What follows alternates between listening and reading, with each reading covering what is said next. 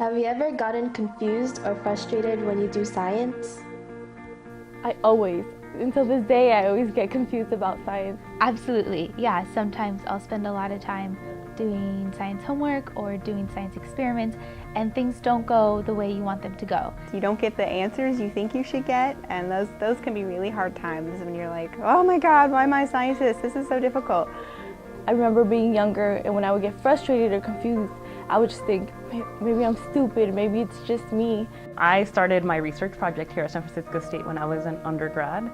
I was getting my bachelor's, and it was really easy for me at that point because I had my mentors in the lab. And I would get frustrated sometimes, but I would just go and ask for help, and they would help me, and it was great. But when I became a master's student, then it was a completely different ballgame, because now when I would get stuck, I had to figure it out. And it was really, really hard, but that was the fun part about it, because I learned more from my mistakes than from things that I did really well in lab. Science can be very challenging to comprehend because it's not like you can hold a particular molecule in your hand and figure out how it reacts. You know, it's tangible, but not always, and that's what's very frustrating. If you practice and you find people that can help you, getting past those times that are confusing or frustrating leave you with a real sense of achievement.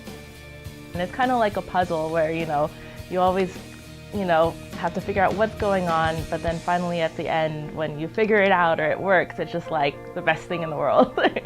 And that's what science is about. You do a lot of troubleshooting. Not everything works out the first time.